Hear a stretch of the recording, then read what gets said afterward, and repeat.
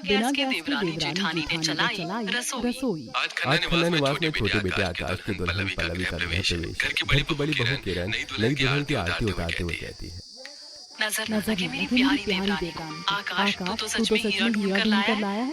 पल्लवी आज से ये सिर्फ आकाश का घर नहीं, तुम्हारा अपना घर। किरण बेटा अब जल्दी से रस्म शुरू कर, शुभ मुहूर्त निकला जा रहा है। जी माँ जी। पल्लवी अपने दाहिने पैर से कलश को गिराकर घर के अंदर लक्ष्मी बनकर कदम रखो।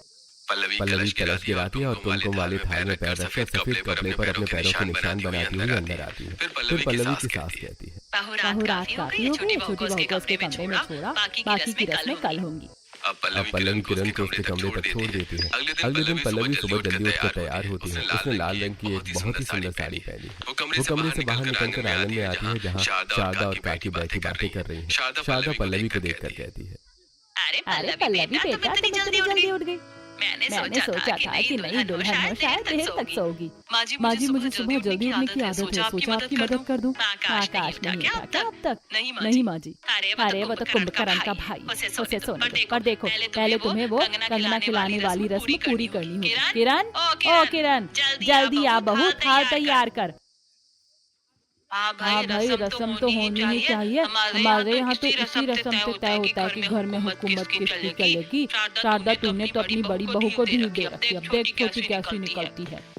किरण एक बड़ी परात में दूध और गुलाब की पंखुड़ियां लेकर आती है। वो उसमें अंगूठी और कुछ सिक्के डाल देती है। आकाश भी तब तक आंखें मलता हुआ वहाँ आ जाता है। तब किरण कहती है, चलिए दूल्हा दुल्हन तैयार हो जाइए। जो इस दूध के समंदर से अंगूठी पहले ढूंढेगा घर में राज उसी का चलेगा। आकाश देख लेना, पल्लवी से हार मत जाना। भाभी आप बस देखते जाइए, मैं हारने वालों में से नहीं हूँ। रस्म शुरू होती है। आकाश और पल्लवी दोनों परात में हाथ डालते हैं।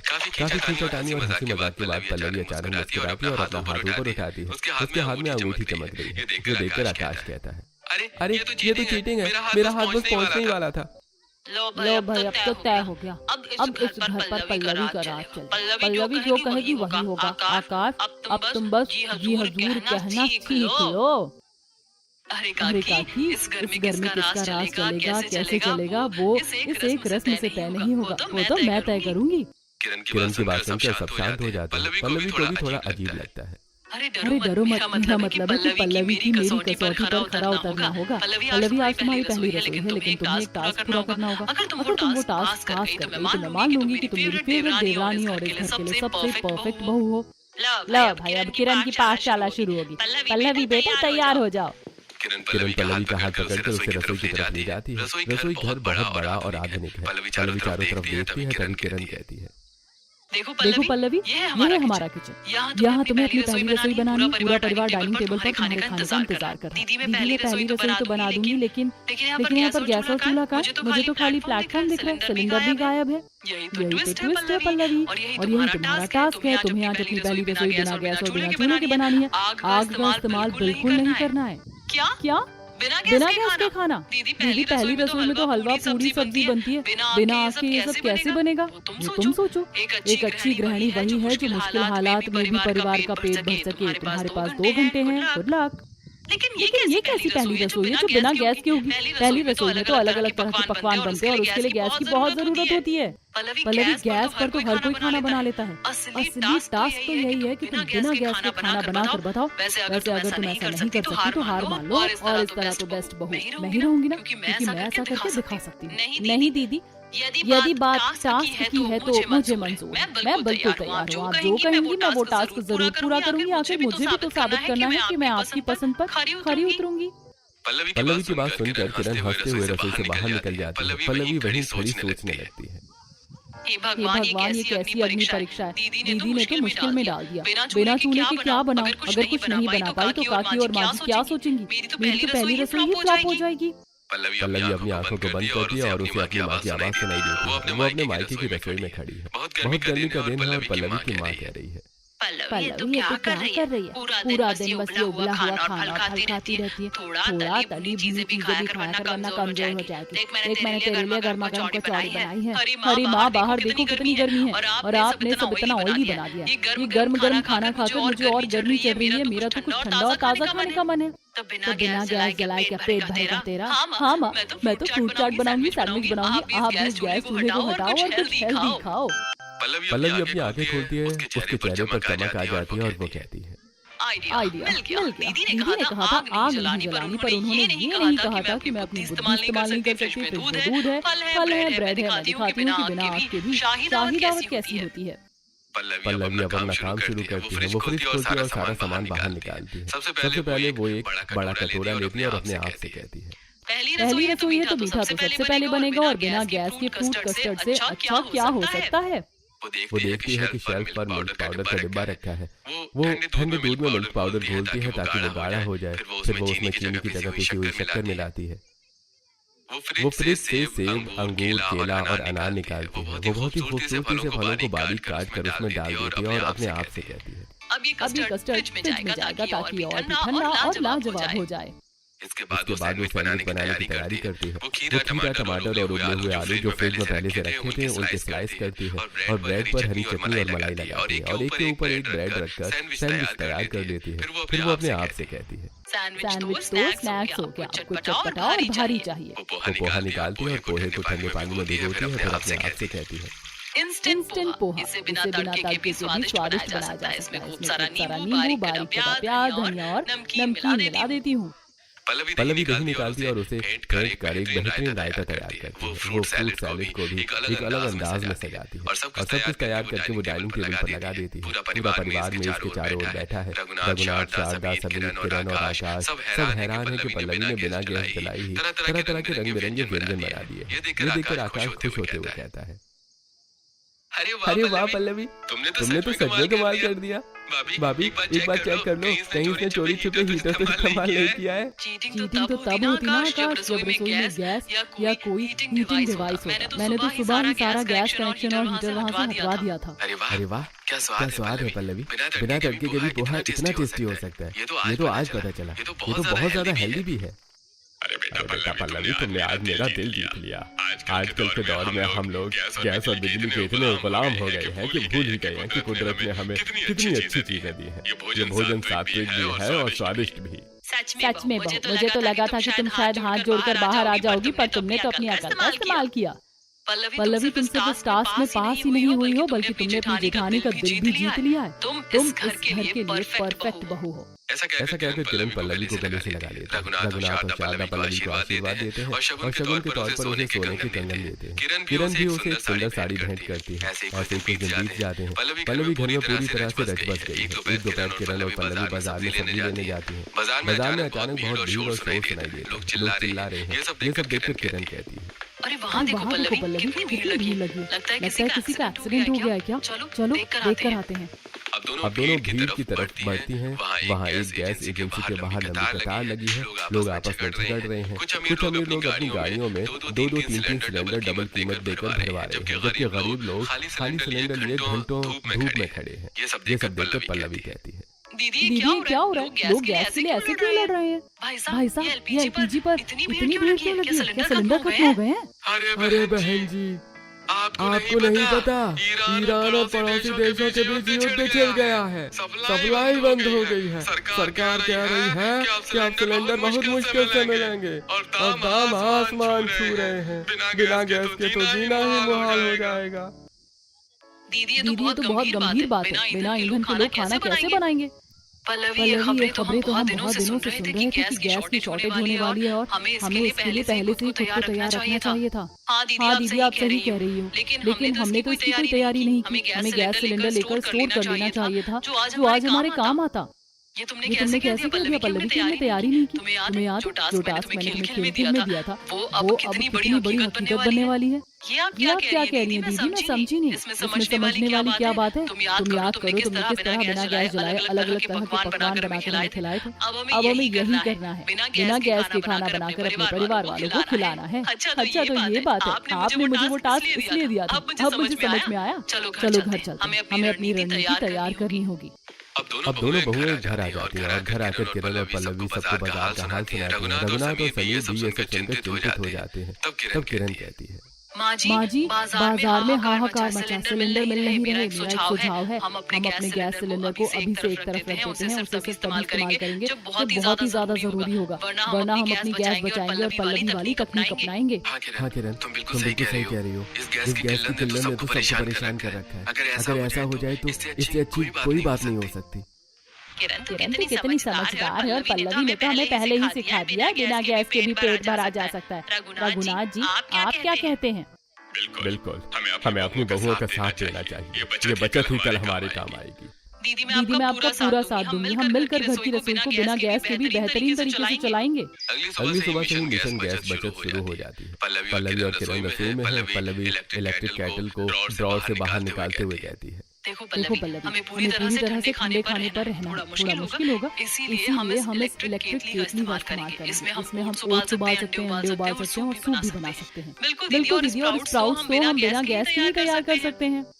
ऐसा कहकर किरण केतली में ओट्स बनाने लगती है और पल्लवी ताजा स्प्राउट सलाद तैयार करती है। वो मेथी और चने के स्प्राउट्स में नींबू और चाट मसाला डालती है और कहती है, समीर और आकाश के ऑफिस के लिए ये सबसे बेस्ट और हेल्दी टिफिन तैयार हो गया। दोनों बहुएं अपना बनाया हुआ खाना सभी को लगा देती हैं। सभी खाना खाते हैं और तारीफ करते हुए कहते हैं, अरे वाह भाभी और पल्लवी, आप दोनों ने तो बहुत स्वादिष्ट खाना बना दिया है। मैंने तो कभी सोचा भी नहीं था कि बिना गैस के इतनी अलग अलग तरह की चीजें बन सकती हैं। अब सभी खाना खाते हैं और टिफिन लेकर ऑफिस चले जाते हैं। फिर समीर लंच ब्रेक में अपने दोस्तों के साथ बैठकर अपना टिफिन खोलता है। टिफिन में ओट्स, उबले हुए अंडे और स्प्राउट सैलेड होता है। ये देखकर समीर का दोस्त कहता है, अरे समीर, क्या बात है भाई, तेरी बीवी और भाई ने क्या डाइटिंग शुरू करवा दिया तेरी, हैं? क्या तू उन्हें मोटा लगता है? अरे नहीं भाई, ये डाइटिंग नहीं, हमारे घर की गैस बचाओ मुहिम है। बाजार में सिलेंडर की किल्लत देखी है ना। मेरी भाभी और पत्नी आजकल नए एक्सपेरिमेंट्स कर रही हैं। बिना गैस के कैसे हेल्दी रहा जाए, तो भी खाकर देख। समीर की बात सुनकर तरुण उसके टिफिन से थोड़ा सा स्प्राउट खाता है और कहता है, अरे यार समीर, ये तो बहुत कमाल का आइडिया है। स्वाद भी है और सेहत भी है। सच कहूँ तो मैं भी कल से अपनी वाइफ को यही कहूँगा। बाजार में सिलेंडर के लिए घंटों लाइन में लगने से अच्छा है कि हम अपनी लाइफस्टाइल बदल लें। ये तो एक बेहतरीन सर्वाइवल तकनीक है भाई। हाँ भाई, मेरे घर की औरत सच में लक्ष्मी है। अब शाम को रघुनाथ अपने खेतों से लौट रहा था। रास्ते में वो देखता है कि मोहल्ले के कुछ गरीब लोग सड़क किनारे बैठे हैं और परेशान होकर बातें कर रहे हैं। अरे भाई, तो वहाँ शाम हो गई, लाइन में खड़े सिलेंडर नहीं मिला। अरे अब घर जाकर बच्चों को क्या खिलाएंगे, चूल्हा तो जलेगा नहीं। अरे भैया, ईंधन इतना महंगा हो गया है कि अब तो मरने वाले दिन आ गए हैं। भूखे पेट कब तक रहेंगे?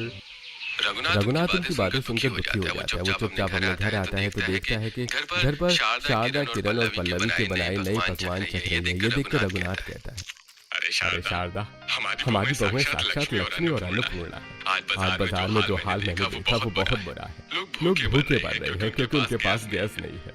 और हमारे घर में देखो, सब कितनी खुशी और पेट भर के खाना खा रहे हैं। आप सही कह रहे हैं, ये सब किरण और पल्लवी की वजह से है। तभी पड़ोसन काकी दुखी होकर घर में आती है और कहती है, अरे शारदा, सुना तुमने? पूरा मोहल्ला परेशान है, एलपीजी खत्म हो गई है, लोग भूखे मर रहे हैं। तुम लोग इतने शांत कैसे बैठे हो? क्या तुम्हारे पास सिलेंडर का स्टॉक है? नहीं काकी, हमारे पास कोई स्टॉक नहीं। सच तो ये है कि हम कई दिनों से गैस चूल्हा जला ही नहीं रहे। क्या बिना गैस के? तो तुम लोग कच्चा खाना खा रहे हो क्या? नहीं काकी, कच्चा नहीं, स्वादिष्ट और पौष्टिक खाना। रुकिए, मैं आपको अभी खिलाती हूँ। ऐसा कहकर पल्लवी अंदर जाती है और एक प्लेट में लाकर पल्लवी काकी को सैंडविच और इंस्टेंट पोहा खिलाती है। काकी चखती है और उनकी आंखें फटी की फटी रह जाती हैं। तभी वो कहती है, ये तो बहुत ही बढ़िया है, मुझे तो पता ही नहीं था कि बिना चूल्हे के ऐसा खाना भी बन सकता है। मैं अभी जाकर अपनी बहू को बताती हूँ। ऐसा कहकर काकी चली जाती है। काकी के जाने के बाद वो अपने घर में सारी बातें बताती हैं और फिर बिना गैस का खाना बनाकर अपने बच्चों को खिलाती है। तो वहीं दूसरी तरफ मुखिया जी अपने बरामदे में बैठे हैं। उनके सामने गांव के कई पुरुष खड़े हैं जो गैस की किल्लत की शिकायत कर रहे हैं। मुखिया जी, कुछ कीजिए, हमारे घरों में चूल्हा नहीं जल रहा है। सरकार से आश्वासन दे रही है क्या हम सब भूखे मर जाएं? भाई मैं समझ रहा हूँ, मैंने मुख्यमंत्री कार्यालय में भी बात की है, लेकिन सप्लाई आने में समय लगेगा। मैं खुद परेशान हूँ कि गांव का पेट कैसे भरे। तभी रघुनाथ जी वहाँ पहुँचते हैं और मुखिया जी से कहते हैं, राम मुखिया साहब, क्या बात है, बहुत चिंता में लग रहे हो।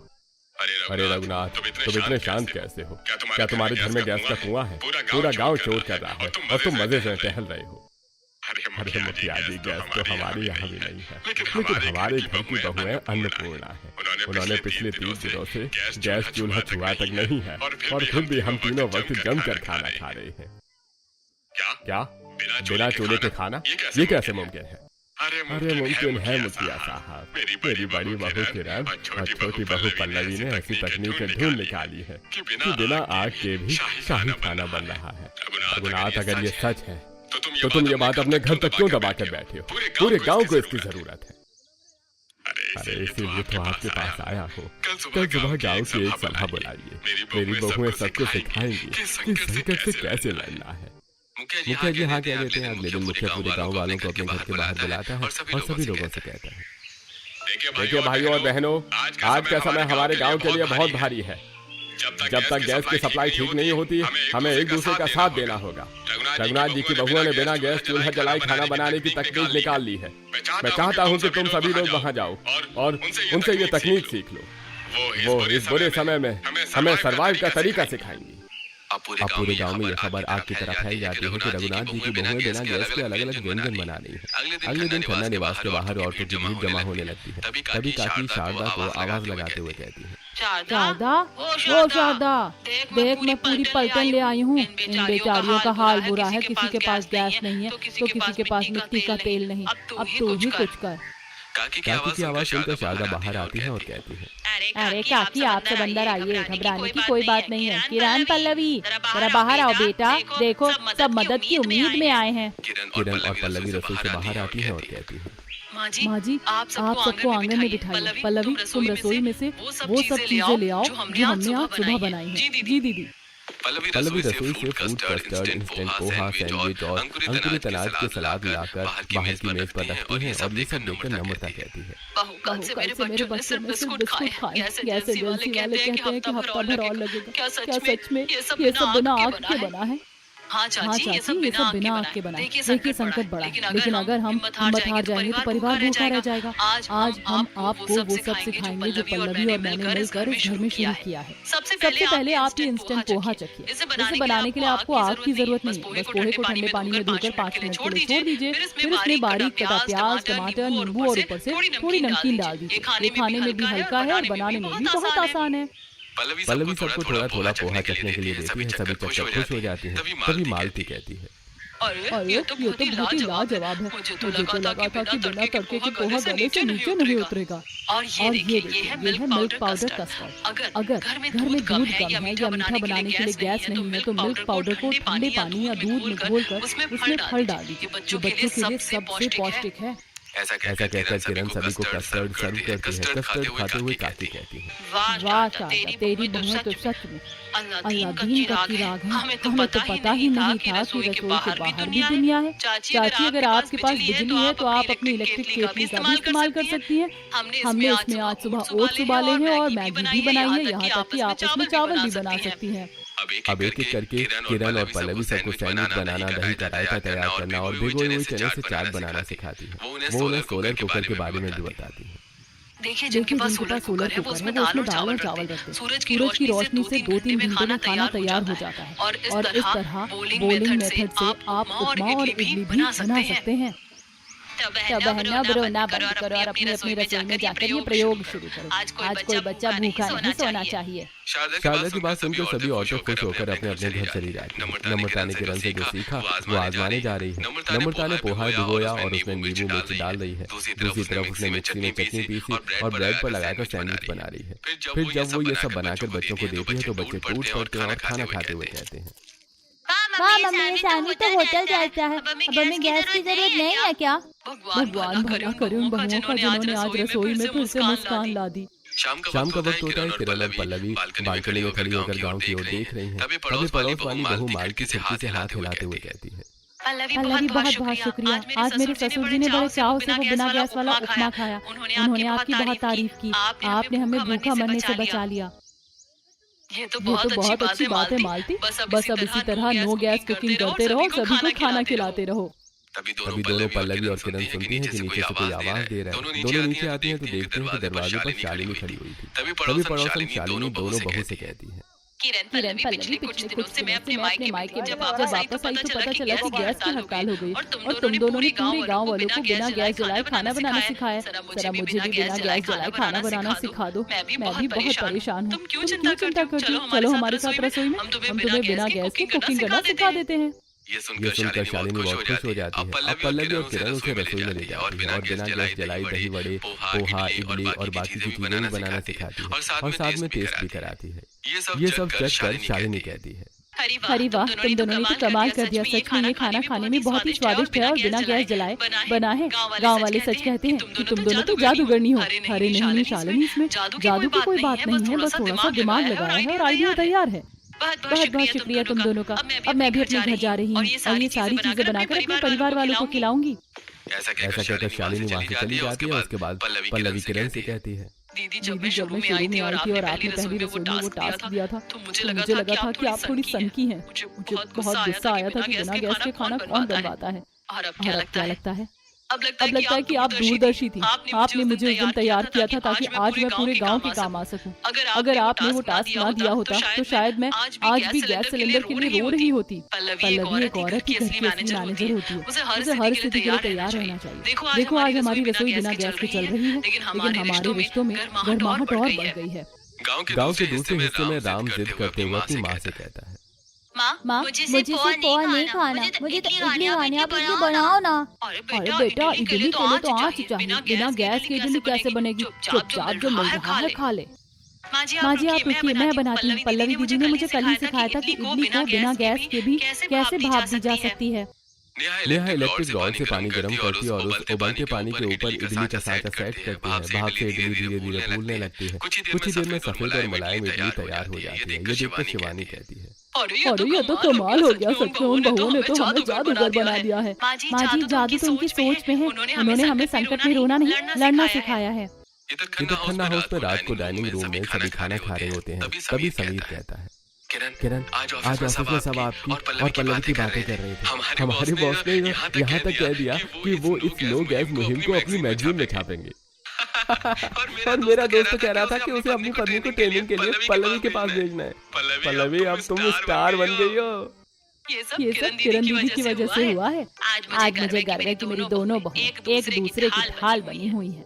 सबसे बड़ी बात, इस संकट ने हमें ये सिखा दिया है कि इंसान अगर चाहे तो कम साधनों में भी खुश रह सकता है। बस नीयत ही साफ होनी चाहिए। पूरा परिवार मेज पर सजे उस खाने का आनंद लेता है जिसे बनाने में एक बूंद भी गैस खर्च नहीं हुई, लेकिन जिसमें ढेर सारा प्यार और समझदारी मिली हुई थी। अगले दिन शाम का समय होता है। मुखिया जी गाँव के कुछ पंचों के साथ रघुनाथ जी के घर पहुँचते हैं। उनके हाथ में कुछ उपहार और फूलों के हार है। रघुनाथ और समीर बाहर आकर उनका स्वागत करते हैं। तभी रघुनाथ कहता है, अरे आइए मुखिया साहब, आज फिर से हमारे घर कैसे आना हुआ? क्या गाँव में फिर से कोई समस्या खड़ी हो गई है? अरे नहीं रघुनाथ भाई, आज मैं समस्या लेकर नहीं बल्कि धन्यवाद देने आया हूँ। आज मैंने खुद अपनी आंखों से गांव के कई घरों का दौरा किया है। जो नजारा मैंने देखा उसने मेरी आंखें भर दी। ऐसा क्या देख लिया मुखिया जी? मैंने देखा कि जिन घरों में कल तक मातम छाया हुआ था वहाँ आज बच्चे हंस रहे। औरतें परेशान नहीं हैं बल्कि गर्व से कह रही हैं कि उन्हें अब गैस की गुलामी नहीं करनी पड़ेगी। और ये सब मुमकिन हुआ है तुम्हारी बहुओं किरण और पल्लवी की वजह से। किरण और पल्लवी हाथ जोड़कर बाहर आती हैं। तभी मुखिया जी उन्हें देखकर कहते हैं, बेटा किरण पल्लवी, आज तुम दोनों ने सिर्फ एक गांव का पेट नहीं भरा बल्कि तुमने एक बहुत बड़ी सर्वाइवल तकनीक दी है। कल मुख्यमंत्री जी का फोन आया था। वो हमारे गांव की इस नो गैस रसोई के बारे में जानकर बहुत प्रभावित हुए हैं। मुखिया जी हमने तो बस वो किया जो उस समय सही लगा। संकट आता है तो रास्ता भी साथ लेकर आता है, बस हमें नजरें खोलकर उसे ढूंढना होता है। और सबसे बड़ी बात मुखिया जी, संकट ने गांव की औरतों को एक कर दिया है। आज सब एक दूसरे से रेसिपी शेयर कर रही हैं, एक दूसरे की मदद कर रही हैं। गैस तो शायद कल आ जाए पर ये एकता हमेशा बनी रहेगी। अब अगले दिन गांव के स्कूल में एक छोटा सा सम्मान समारोह रखा गया है। पूरे गांव की औरतें और पुरुष वहां मौजूद हैं। किरण और पल्लवी को मंच पर बुलाया जाता है। आज हम अपने गांव की इन दो अन्नपूर्णा बहुओं को सम्मानित करना चाहते हैं। मुखिया जी किरण और पल्लवी को गांव की गौरव का ट्रॉफी देते हैं। पूरी चौपाल तालियों की गूंज से भर जाती है। औरतों की आंखों में खुशी के आंसू हैं।